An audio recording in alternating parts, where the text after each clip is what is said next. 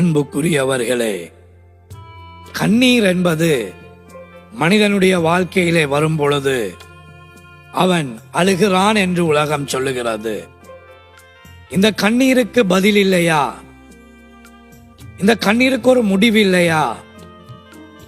இந்த கண்ணீர் கேட்கப்படுமா? இல்லை என்றால் இந்த கண்ணீரினால் பலன் இருக்கிறதா என்று நீங்கள் நினைக்கும் பொழுது, அந்த கண்ணீரை நீங்கள் தேவனுடைய சமூகத்திலே ஊற்றுவீர்களானால் ஆம், பலன் இருக்கிறது. மனிதனுக்கு முன்பாக நீங்கள் எவ்வளவாயினும் கண்ணீர் வடித்து பாருங்கள், உங்களோடு சேர்ந்து சில மணித்தியாலங்கள் துக்கப்படுவார்கள், சிலர் 2-3 நாட்கள் துக்கப்படுவார்கள், சிலர் சில காலம் துக்கப்படுவார்கள். ஆனால் எல்லாருமே எப்பொழுதும் உங்கள் கண்ணீரை நினைக்க மாட்டார்கள். ஆனால் உங்களை தாயின் கருவிலே படைத்த தெய்வம் சொல்லுகிறார், உன் கண்ணீரை நான் என் துருத்தியில் சேர்த்து வைத்திருக்கிறேன்.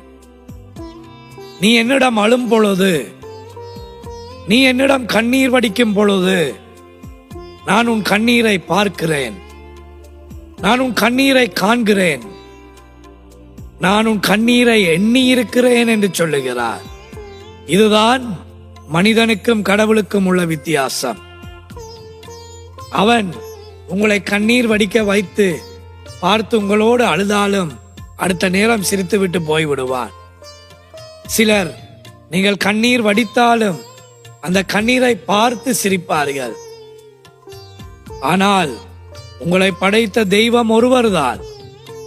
நீங்கள் அழும் பொழுதெல்லாம் அவன் உடைக்கப்படுகிறானே, அவனுடைய இருதயம் உடைக்கப்படுகிறதே, அவனுடைய சிந்தனைகள் உடைக்கப்படுகிறதே, அவனுடைய சரீரம் உடைக்கப்படுகிறதே என்று சொல்லி உங்கள் கண்ணீரை துடைப்பாராம்.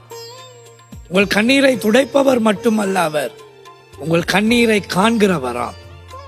உங்கள் கண்ணீரை காண்கிறவர் மட்டுமல்ல, உங்கள் கண்ணீரை எண்ணுகிறவராம். உங்கள் கண்ணீரை எண்ணுகிறவர் மட்டுமல்ல, உங்கள் கண்ணீரை சேர்த்து வைக்கிறவர்.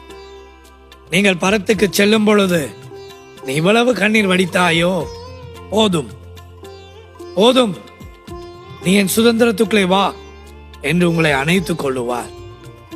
உங்களை தன் மார்பிலே வைத்து அணைத்துக் கொள்ளுவார். உங்கள் கண்ணீரை எல்லாம் துடைப்பார். வெளிப்படுத்தல் 21ஆம் அதிகாரம் 11ஆம் வசனமும் 14ஆம் வசனமும் சொல்லுகிறது, அவர் எல்லா முகங்களில் இருக்கிற கண்ணீரையும் துடைப்பார்.